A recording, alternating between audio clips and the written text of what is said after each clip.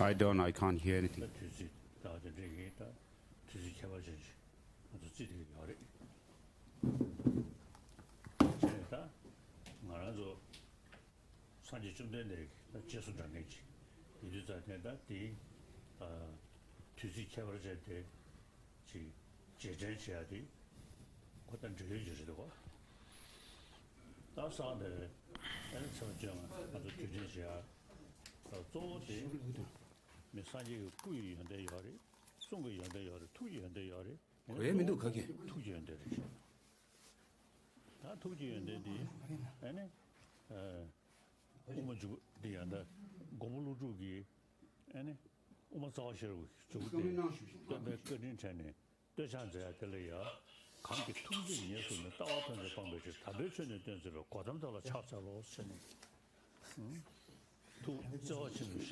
So Master Nagarjuna, at the end of his Mula Madhyamaka Karika, says, moved by your compassion, you taught the whole sacred dharma.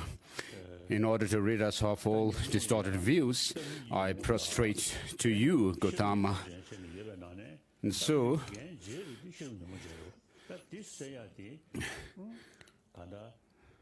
what this is teaching is that we need to overcome that of the ignorance, which is a misconception of reality, by developing the wisdom, realizing the reality as it is. And therefore, similarly, in Madhyamaka Avatara, Master Chandrakirti says, in the beginning of his Madhyamaka Avatara, he praises or pays homage to great compassion.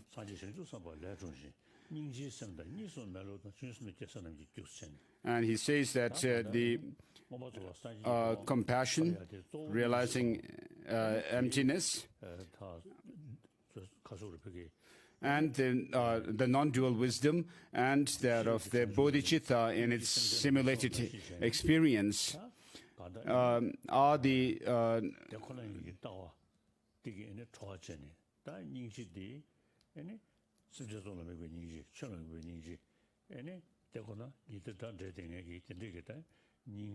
so he says that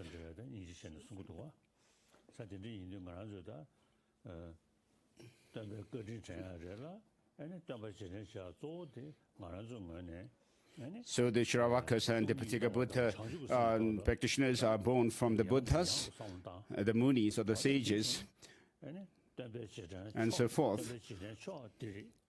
And so if we could practice compassion, then that would make us the best follower of the Buddha, and to repay his kindness as well, if we could practice great compassion. So the most important thing is to reflect on bodhicitta combined with the wisdom realizing emptiness. So in your different places, you may be doing different practices and rituals today in connection with this auspicious day. So everyone who is able to hear me from the different religious traditions, as Buddhists, we remember the Buddha on this occasion, on this auspicious occasion. So first thing, we reflect well on bodhicitta. So for that, imagine the Buddha himself in person. And we are going to do this bodhicitta ceremony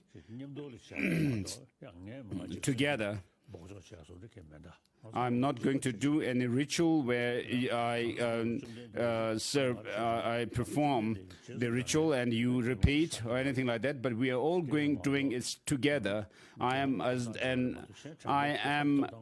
bhikshu in the teaching of the Buddha, so that is what I have, and the privilege I have as a follower of the Buddha. So, otherwise, there's nothing special about me. So we are all same. So in that spirit, we are going to do the ceremony for bodhicitta. And so we will be doing the 7-limb practice. So those of you who are watching the live webcast, everyone, in front of you, imagine the Buddha, Shakyamuni, the Buddha, Bhagavan Buddha, in person, a real person there, and around him, imagine Master Nagarjuna and the great upholders of the Dharma. And so, in other words, the 17 Nalanda masters. So, including them, of course, these masters, the 17 Nalanda masters, their writings are with us, that we can study them. And through the study, we can also do reflection on their meaning.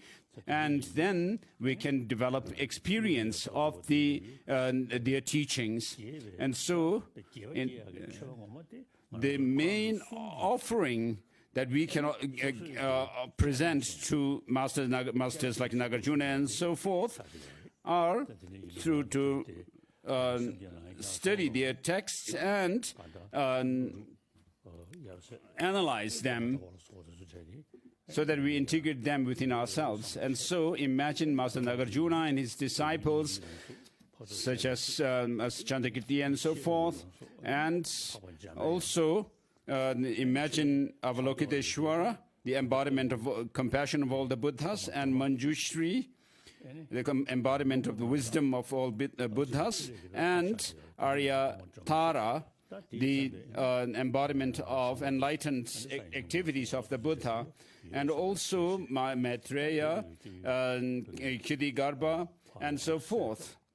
Imagine them as well. And so before them, as follower of the Buddha, as Jerambuchi says, I've become a monk ordained in this tradition of the Buddha, and I have studied the Dharma, and I pay respect to the Buddha. As a yogi practitioner, and so reflect on the teaching of the Buddha to such an extent that the hairs on your body stands on end. And so let's say the 7-limb praise.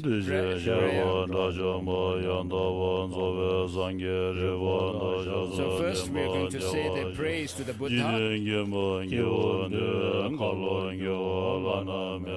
which is the praise to Shakyamuni Buddha, which says the founder, the endowed transcendent destroyer, the one gone beyond, and so on. It's 3 times.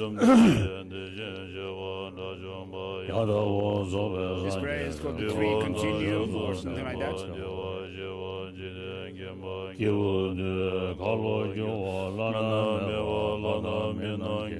3 continuous practice.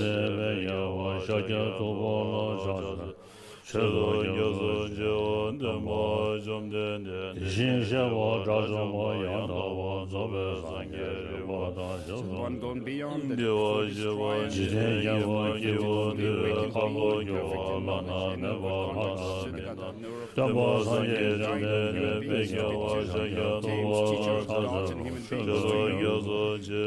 completely and fully awakened one, the Shakya and then it continues with these verses where it says, when you supreme among humans, you were born on this earth, you paced out 7 strides and so forth.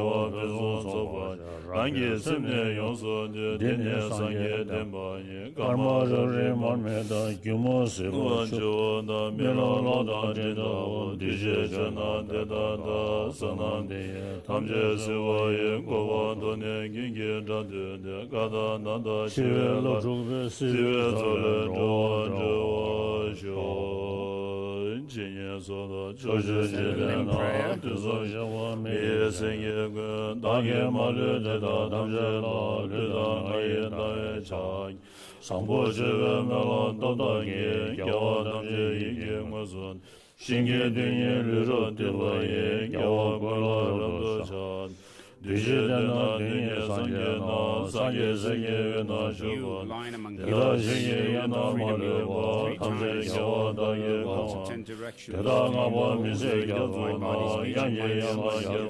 with my body, speech, and mind, with the energy of aspiration for the Bodhisattva way, with the sense of deep respect, with as many bodies as atoms of the world, you thus visualize as real, I bow down, and every atom of Buddha's numberless, numberless as beyond atoms, each amidst the host of Bodhisattvas, conflict with the sphere of all phenomena is entirely filled with Buddha's way, with infinite oceans of praise for you. So we have the homage to the body with mind and speech.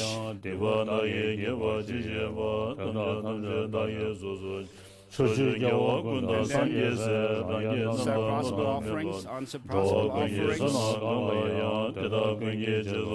and then confessing one's faults, and then rejoicing in the merits, urging the Tathagata to turn the wheel of Dharma, requesting them, requesting the Tathagata to me, that person way, and dedicating, finally dedicating the roots of virtues one has gathered. So whatever slight positive potentials I may have created by paying homage, offering, and acknowledging my faults, rejoicing and requesting that the Buddhas stay and teach, I now dedicate all these for awakening. As I said earlier, the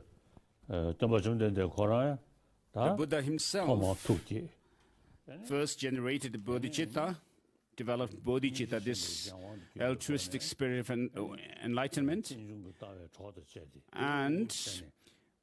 moved by his compassion, he developed the wisdom of emptiness, dependent origination, and then accumulated merits and wisdom over 303 countless eons. And then, as Master Nagarjuna also praises the Buddha from the point of view of this dependent arising, and finally the Buddha became enlightened. Before assuming the enlightenment, he went through the practice of austerity for 6 years. So that shows that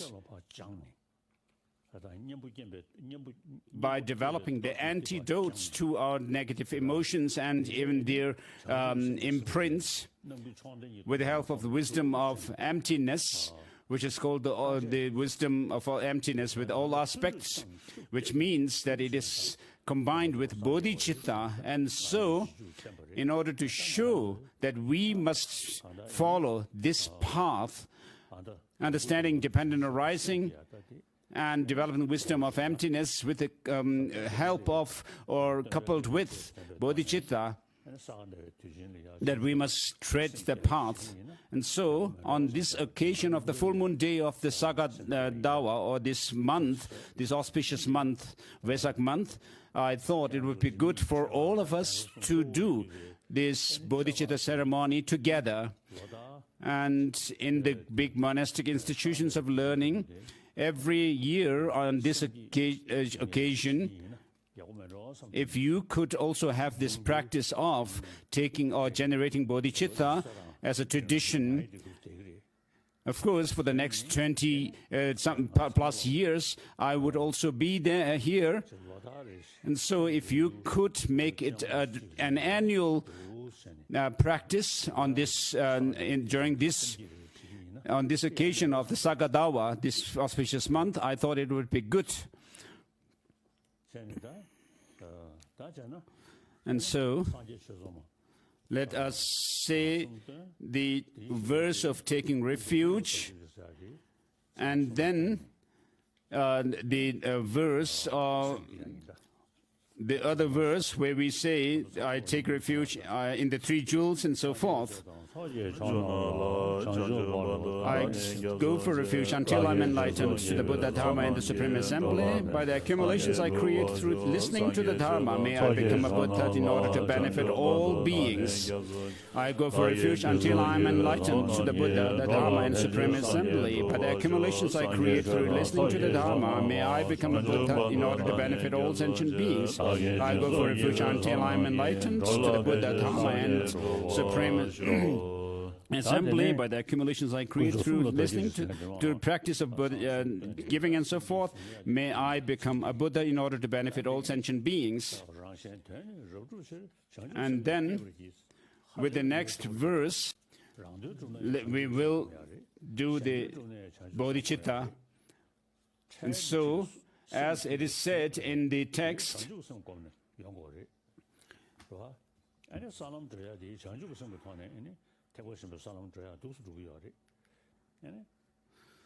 so for one's own benefit, in order to fulfill one's own goal as well as the goal of others, we need bodhicitta. And the Buddhas became enlightened, fully enlightened, with the help of, through the practice of bodhicitta. So all of our temporary, short-term as well as lasting goals come from this bodhicitta. And so if we wish to be selfish, we need to be wisely selfish. So I think that bodhicitta is a very practical way of being selfish, because it makes oneself as well as one's friends and people around you happy. So if you are kind to others, then you will have more friends. If you do not, if you remain selfish, then you will not be happy, of course. You'll be suspicious about you others to the left and right, and people around you also will not be so trustworthy to you. I mean, they will not trust you. So if people, a selfish person will have some power or money, and people may come to them for their money and so forth. But if you have this altruistic attitude to help others, to take care of others, so bodhicitta is this kind of attitude which says, which thinks of helping oneself and all others. As the text says, in order to fulfill the interests of myself and others, I should develop the mind for awakening, mind of awakening, or the spirit of enlightenment. And then it says, having developed the spirit of highest enlightenment, I shall invite all sentient beings as my guests. And so you are actually inviting sentient beings as your guests for some kind of a party. If you, for example, if you have invited some guests to your house, and when they come, you have nothing to offer, like tea or anything, I mean, just simply a tea, that won't be so nice. So having developed the spirit of highest enlightenment, I shall invite all sentient beings as my guests. Now, in order to practically give benefit or fulfill the interests of all sentient beings, the most practical way is to engage in the most delightful, supreme, enlightened conduct. So all sentient beings across the expanse of space do not want suffering but want happiness. So all of them, until the end of space, you make this pledge to work for them. As Master Shantideva says, as long as space endures, as long as sentient beings remain, may I too remain to dispel the miseries of the world. So, as I said earlier, to be very wisely selfish, you need to practice bodhicitta. So Master Shantideva says,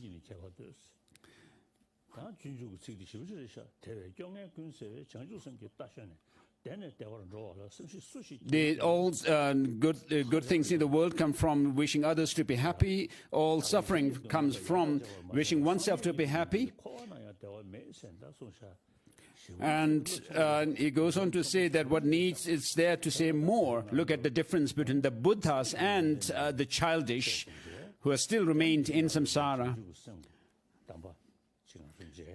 So we have met with the teaching of the Buddha, and also particularly this instruction on the practice of cultivation of bodhicitta.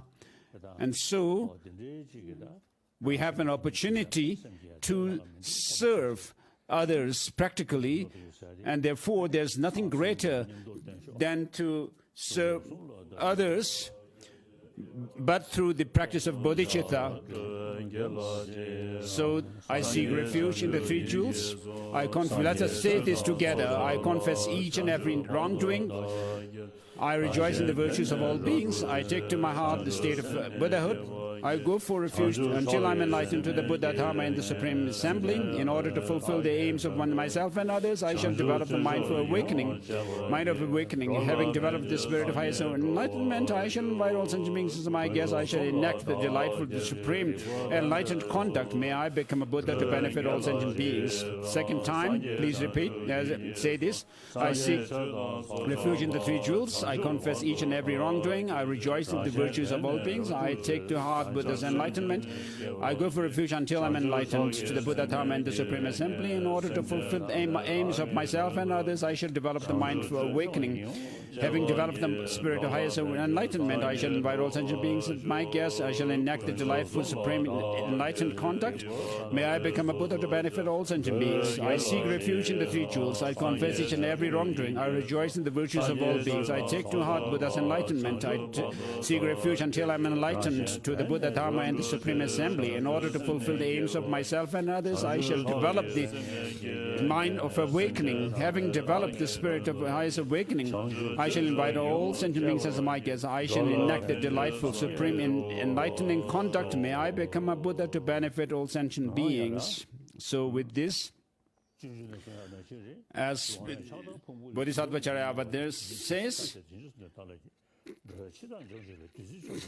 so this is like the medicine to heal the sickness of all sentient beings.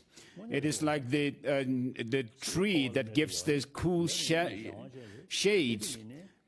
when some is tormented by the heat of the day.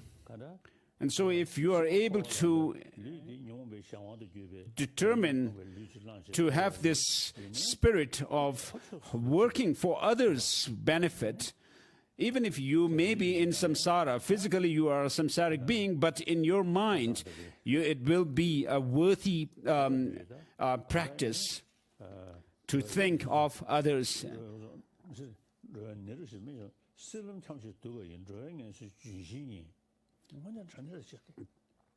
So this is the great shade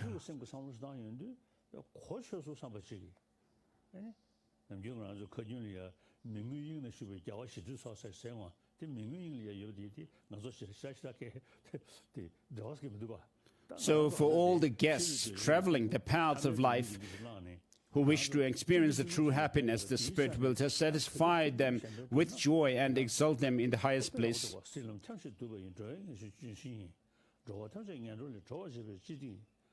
So, actually His Holiness is reciting these verses from Bodhisattva Charayavata. It is the supreme medicine that cures the world's disease. It is the evergreen that shelters all beings wandering on the roads of life. It is the universal bridge that frees beings from wretched lives. It is the rising moon of mind that dispels the torment of addictions. It is the great sun that burns away the mighty ignorance of the world. It is the quintessential butter from the churning of the milk of Dharma for all guests traveling the path of life who wish to experience the true happiness. The Spirit will satisfy them with joy and exalt them in the highest bliss. Today, in the presence of the Saviors, I invite all world to be my guests at the feast of temporal and ultimate bliss. May God, Titans, and all be joyful. So, what we need to think of benefiting others, because it has the greatest benefit for yourself as well. And therefore, and so we all have, since we all have this Buddha nature, so omniscient mind is approved on the basis of this clear awareness nature of the mind. So we have this luminous nature of the mind within ourselves. This is nothing that we need to develop afresh as such. So this, in the nature of luminosity or clarity of the mind that is within us and that is in the Buddhas are same. But because the defilements are not in the intrinsic nature of the mind, therefore, if we develop the antidotes to the destructive emotions and the stains, they will be overcome, uprooted from our mind. So the Buddha's powers and so forth, the potential for them is within ourselves, in this mind of ours. And therefore, what is said in the Mahayana Uttara Tantra is very important. And also, Abhisamaya Alamkara teaches how we progress along the path, teaching about the two truths, the nature of the path, and then the four noble truths. It has to do with the 10 instructions on the two truths, the four truths, and then the three jewels. And as Master Nagarjuna has said, the Buddha's teaching of the Buddhas are based on the two truths. So the Buddha's teaching of the Buddha is not sufficient by doing prayers alone. Of course, the prayers, saying some verses and chantings are there in all the religious traditions, which is good. But in Buddhism, we use our minds.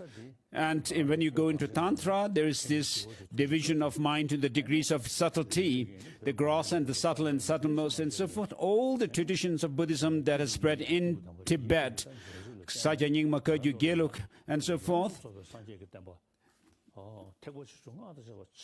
follow the teaching of the Buddha, which has a complete teaching of the Buddha. So, if not this time, when will we pay attention to this teaching, this complete teaching that we have?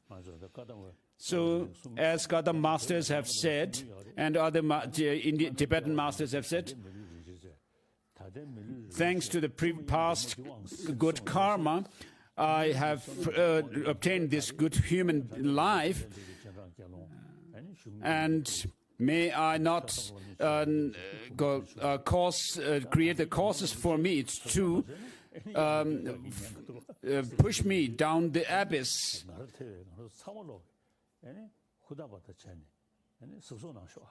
So all of us should be careful and pay attention to the teaching of the Buddha. As Rinpoche also says, may I gain certainty in the teaching of the Buddha. May I be filled with this certitude in the teaching of the Buddha by understanding his teaching. And so on this auspicious occasion of Sagadawa, I have done this the ceremony for bodhicitta and so forth in order to encourage you, to spur you on the practice of the Dharma. And so every year, if you could do this practice every year by meditating on emptiness, and then also then generate bodhicitta within yourself. So may the sublime jewel of bodhicitta, so this prayer which says, may the sublime jewel bodhicitta grow in those who have not yet grown it, and may it never diminish but increase evermore in those who in whom it has taken root. And now this is the prayer for the flourishing of the Dharma.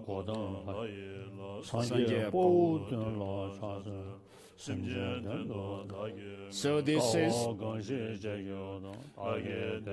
homage to the 7 Buddha heroes: Vaipashin, Shikin, Viswabhu, Krakuchanda, Kanakamuni, Kashyapa, and Gautama Shakyamuni. And then the prayer says, through the hardships I have endured, formerly for being's sake and for others' sake, and through my renouncing pleasure, may the doctrine flourish long. Since I've given my livelihood for the sake of sick people who protecting needy beings, may the doctrine flourish long. Through my giving son and daughter, wealth, wife, wealth, jewels, elephant, and my chariots for awakening, may the doctrine flourish long. Through my giving to Buddhas and Prateka Buddhas, hearers, parents, ascetics, may the doctrine flourish, and so forth.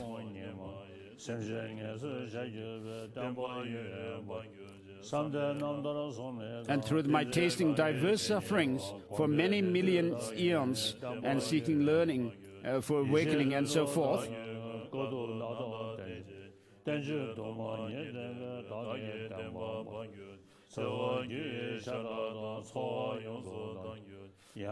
so it goes through the Buddha's practice, having practiced Buddha's praying that his doctrine may flourish for long through the practice of his morality, and also the giving, patience, concentration, joyous effort, and wisdom.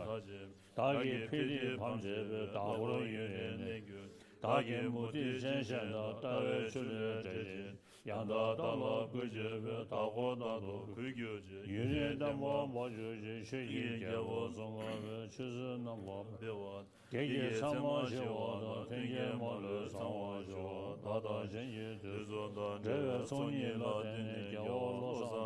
the end, it says that the Dharma King Tsongkhapa's Dharma method may prosper. Let all adverse signs be stilled and good conditions be complete. Thanks to my and others joined to collections of the 3 times, may the doctrine of the conqueror Losang Dakpa flourished for long. And next is the prayer, which is the final Lamrim prayer, which says, from my 2 collections, vast space that I have amassed, from working with effort at this practice for the great length of time, may I become the chief leading Buddha for all those whose minds, wisdom, eye is blinded by ignorance, and so forth.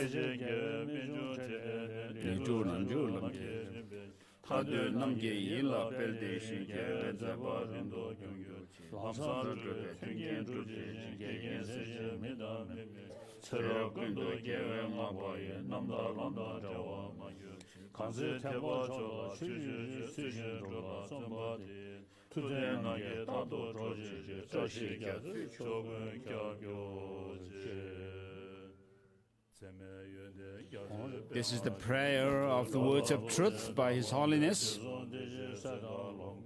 The